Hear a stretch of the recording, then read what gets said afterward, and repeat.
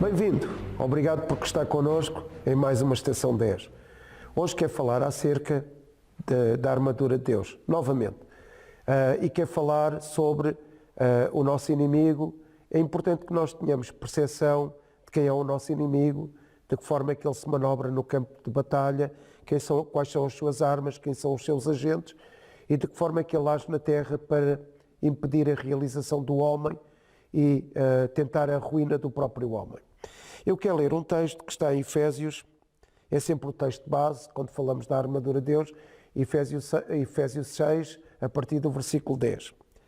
No demais, irmãos meus, fortalecei-vos no Senhor e na força do seu poder. Cá está, mais um alerta de Paulo, mais um grito de ordem. É da nossa responsabilidade fortalecermos-nos no Senhor e na força do seu poder. Revesti-vos de toda a armadura, mais uma recomendação de Paulo. Somos nós que temos a responsabilidade de nos cingirmos dessa armadura que Deus nos oferece, uma armadura sobrenatural, espiritual, divina e eficaz para vencermos no campo de batalha. Para que possais estar firmes, lá está o grito de ordem de Paulo, estar firme, estar firme, estar firme. Paulo repete-se, mas é importante que o cristão perceba, temos que estar firmes. Nós estamos numa guerra espiritual, mas real, contra as astutas ciladas do diabo. E Paulo aqui define, numa expressão simples, que é o nosso inimigo, Satanás, o diabo, e de que forma é que ele age contra nós, com astutas ciladas, ou seja, com esquemas subreptícios, com argumentos falsos, com conceitos falsos, com ideias perversas, com imaginações fraudulentas. Então, eu quero falar hoje acerca, em primeira instância, quem é o nosso verdadeiro inimigo. O nosso verdadeiro inimigo é a antiga serpente, ou seja, Satanás. Qual é a sua função? Controlar os anjos rebeldes que se rebelaram contra Deus. Também Satanás tem um representante na terra. Ele é o comandante-general das forças dos anjos rebeldes, dos demónios. No entanto, ele tem um agente na terra, um comandante na terra, um representante na terra. E o Senhor Jesus falou acerca desse representante de Satanás na terra, que é o príncipe dos demónios que controla os espíritos malignos confinados à terra. Como é que ele se chama? Belzebu. Então Belzebu é o comandante terrestre das forças de Satanás e Belzebu controla todos os demónios, todos os espíritos malignos que foram enviados para a terra para afetar a realização do homem, para impedir a realização do propósito do ser humano, para arruinar o homem. Belzebu não tem uma armadura. Ele não é capaz de construir uma armadura por si mesmo. Ele não é capaz de engendrar, de fabricar, de produzir, de pensar numa armadura. Então qual é a armadura que ele utiliza para poder afetar o homem e tentar levar o homem à sua ruína? A força do pecado do homem, a rebelião do homem e todas as doenças derivadas dessa rebelião. Estas são as armas que Belzebu usa. Então quem é o nosso verdadeiro inimigo? O nosso verdadeiro inimigo é o Deus, com a letra minúscula, deste sistema mundial. Quem é esse Deus deste sistema mundial? O próprio diabo. Agora, como é que o diabo oferece a Belzebu alguma capacidade de agir na terra? Bem, ele vai usar a mentira para seduzir o homem a cair nesse engano, nessa mentira. Satanás é especialista em dois esquemas. Primeiro, mentira e engano. Segundo, guerra subversiva, guerra de guerrilha. Ele não é capaz de nos afrontar diretamente.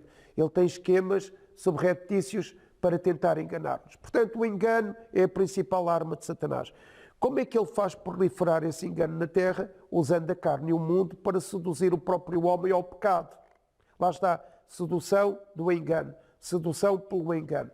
Satanás sabe que não tem autoridade genuína. Ele já foi derrotado, os seus agentes já foram derrotados, demónios, potestades, principados. Segundo Colossenses 2, diz que já foram derrotados e Jesus triunfou sobre eles na cruz do Calvário, ou seja, Jesus celebrou essa vitória. Ele não tem autoridade genuína, os seus agentes não têm autoridade genuína, então ele tenta usar truques subreptícios, engano, para poder agir contra o homem e arruinar a vida do homem. Esse é o seu propósito.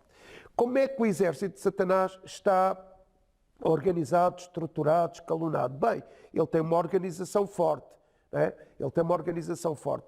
Então há o comandante-chefe general, que é Satanás, depois tem o representante da terra, que é o comandante das forças terrestres, dos demónios rebeldes que foram confinados à terra com maldade, para agir em maldade, mas depois ele tem príncipes, tem o principado. E o que é o principado? O principado é uma estrutura, uma organização, é um território de um príncipe e esse território confere ao príncipe esse título. Ou seja, pode ser uma cidade, pode ser uma nação, pode ser um espaço territorial. O exemplo disso, há muitos anos atrás fizeram um estudo científico, acerca da influência da homossexualidade em Los Angeles. Já percebemos que o principado, ou seja, a estrutura do diabo em Los Angeles, é a imoralidade sexual e a homossexualidade.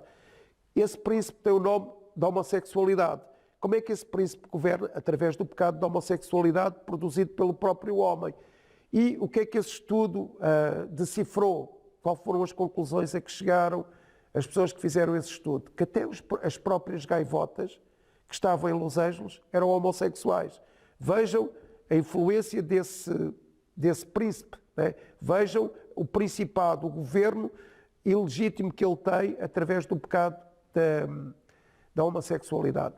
Mas depois também a Bíblia fala em potestade. E o que é potestade? Potestade demonstra a autoridade que caracteriza a atuação desses demónios. Qual era a potestade em Los Angeles? Imoralidade sexual, homossexualismo. Então, um principado é uma organização em que um príncipe governa um território, esse príncipe está debaixo da influência de Belzebu, ele governa aquele território, alimentando-se do quê? De uma autoridade ilegítima conferida pelo próprio homem, através do quê? Do pecado, da rebelião e das doenças derivadas dessa rebelião. Ok. Agora, qual é a principal arma de Satanás? Qual é a atmosfera onde ele se movimenta muito bem? O engano. O engano é a principal atmosfera onde Satanás age.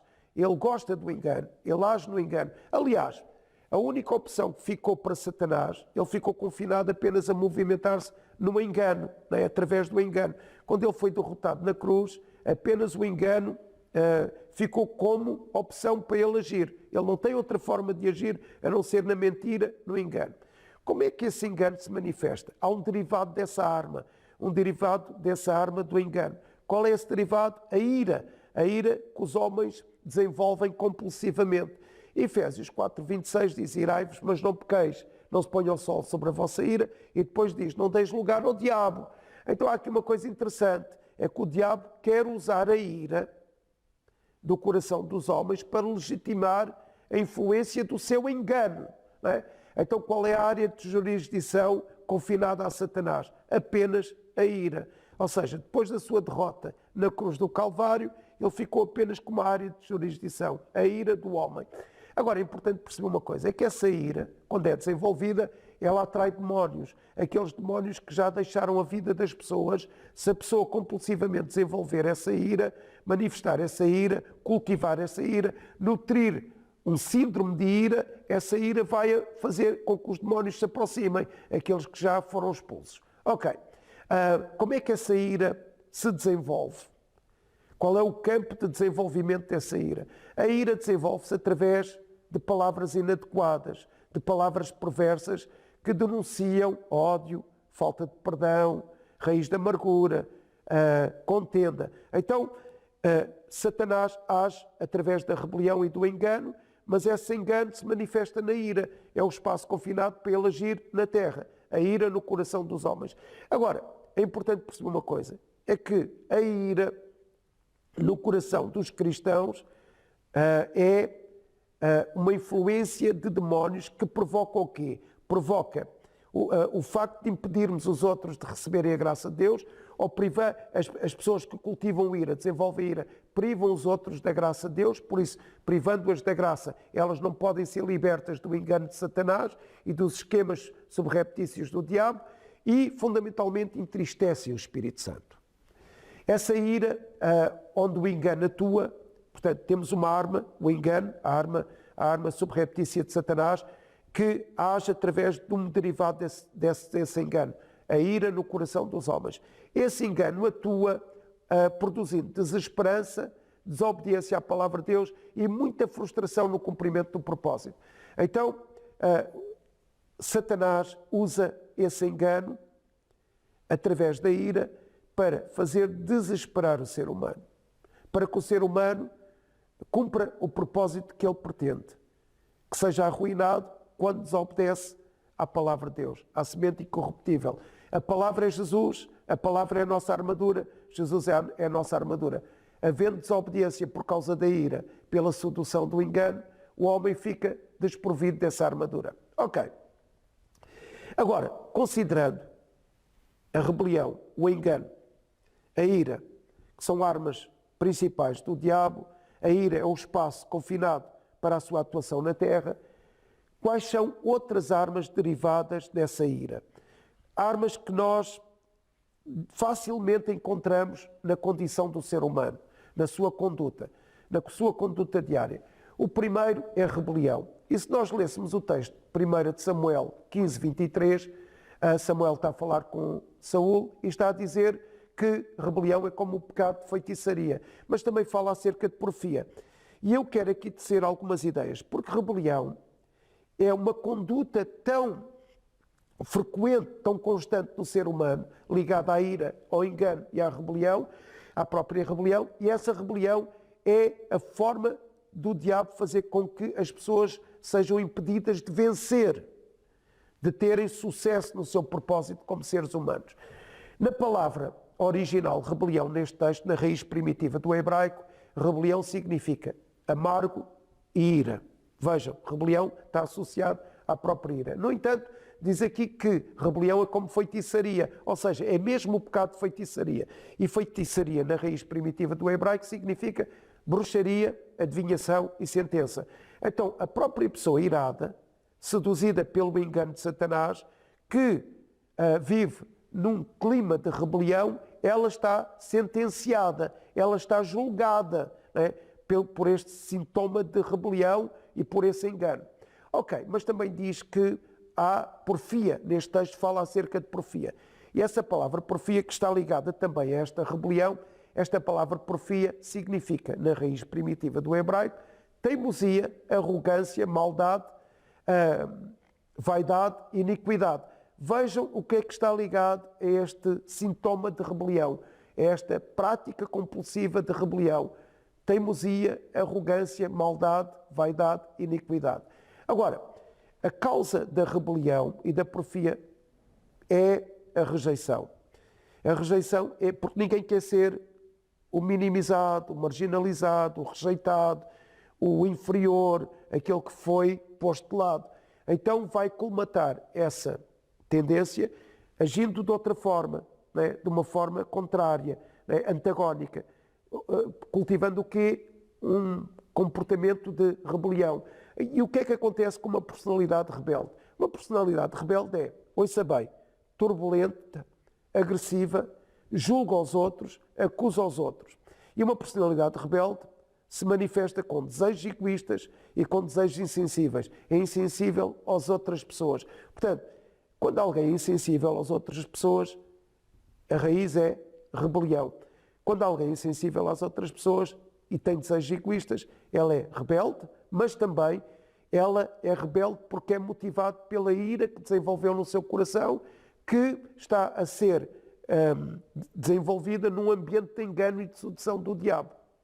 Agora, a pessoa é turbulenta, agressiva, a pessoa julga aos outros, acusa aos outros, tem desejos egoístas e também essa rebelião tem outros derivados. E os derivados são ódio, orgulho, engano, ilusão. Ilusão porquê?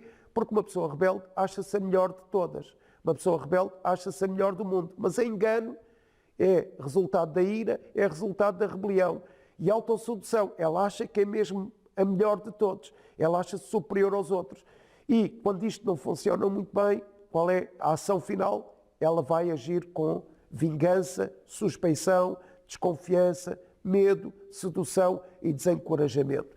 Então, nós já percebemos que rebelião, que é um derivado da ira, que é derivado do engano de Satanás e da sedução, essa rebelião, acima de tudo, é causada pela rejeição, mas é acompanhado de suspeição, de desconfiança, de frustração, de medo e de desencorajamento. Agora, qual é a raiz fundamental desta rebelião em termos do comportamento humano? A raiz fundamental é a falta de autoridade legítima. Falta de autoridade legítima. Agora, vamos falar acerca de outro derivado da ira, de outro derivado do engano. Outra arma que Satanás usa em termos de comportamento constante no ser humano. Medo. Então nós temos dois comportamentos constantes no ser humano na atuação na vida diária. Rebelião e medo. E Satanás usa o engano para afetar as pessoas com estes dois sintomas tão negativos, tão perversos, tão catastróficos. Medo também é um sintoma, um comportamento que nos faz, que nos impede de vencer no campo de batalha. Engano, ira, rebelião e medo são sintomas, são armas de Satanás, agindo pela sedução numa guerra de guerrilha. Romanos 8,15 diz que nós não temos um espírito de medo. Nós já fomos livres da escravidão do medo. Nós já não somos escravos do medo. Nós estamos livres, o cristão está livre na armadura, revestido pela armadura de Deus, está livre desse medo, dessa escravidão do medo, dessa influência do medo. Pessoas tomadas pelo medo, assoladas pelo medo, são pessoas que têm fracas defesas espirituais. Agora, qual é a origem do medo? A origem do medo, histórica e espiritual, é o medo da morte, que foi iniciado com o pecado de Adão. Quando Adão pecou, Adão teve medo da morte e Adão teve medo de Deus. Adão morreu e teve medo da morte e de medo de Deus. Porquê que Adão pecou? E aqui vem o engano de Satanás. Lá está o engano como a origem destas coisas, como a influência principal de rebelião, de ira e de medo. Qual foi o engano? A serpente enganou Eva, seduziu Eva com aquilo que Eva viu, com as coisas do mundo e as coisas da carne, seduziu. Trouxe outra palavra mentirosa, fraudulenta, um esquema subreptício, um argumento perverso. Eva ouviu aquele argumento perverso, deu lugar àquele argumento perverso no seu coração. Essa mensagem transformou Adão e Eva em pessoas que se esfriaram na fé. Ou seja, o medo foi uma consequência deles se terem esfriado na fé e se terem rebelado contra Deus porque ouviram outra palavra, ouviram outra mensagem. A palavra de Deus é a nossa armadura, é a palavra de Deus que nos reveste, é a palavra de Deus, a semente incorruptível, que nos dá força, que nos dá autoridade para vencermos Satanás no campo de batalha, para vencermos os esquemas de Belzebu, para vencermos demónios e para tirarmos a força a principados e tirarmos essa potestade, essa autoridade ilegítima que esses príncipes têm. Bem, então o medo é fruto do pecado do homem que foi provocado por uma mentira, o engano de Satanás. Medo provoca o quê? Escute bem, medo provoca ira, lá está, a ira, que é a influência do medo, mas também automaticamente uma consequência do próprio medo. Então, ira, ciúmes, perda, preocupação, ansiedade, inveja, angústia, insónias, obsessão, vergonha, insegurança, fobias e pânico. Há aqui uma lista extensa daquilo que o medo provoca. Eu vou repetir: provoca o próprio medo, provoca ira, provoca ciúmes, provoca sentimento de perda, provoca preocupação, provoca inveja, provoca ansiedade, provoca insónias, provoca obsessão, pessoas obcecadas. Tem uma influência de medo, uma influência compulsiva de medo, angústias, inseguranças, fobias, pânico e a própria vergonha. Então, para nos livrarmos de medo, nós temos que nos revestir da armadura de Deus. Para nos livrarmos de rebelião, nós temos que nos revestir da armadura de Deus. Para combatermos os esquemas subreptícios de Satanás, que usa a sedução e o engano, nós temos que nos vestir da armadura de Deus. Mas principalmente para não darmos lugar ao diabo, que transfere o engano para essa ação, nós não podemos agir com ira. Nós temos que controlar a nossa ira. E só a armadura de Deus nos protege da influência dessa ira. Só a armadura de Deus nos livra de sermos pessoas iradas compulsivamente. Só a armadura de Deus nos livra desse espaço que está confinado a Satanás para agir na terra. A ira por meio do engano, causando rebelião e medo e toda a panóplia de sentimentos negativos e catastróficos e ruinosos que nós já falámos. Então, quero lançar aqui um desafio.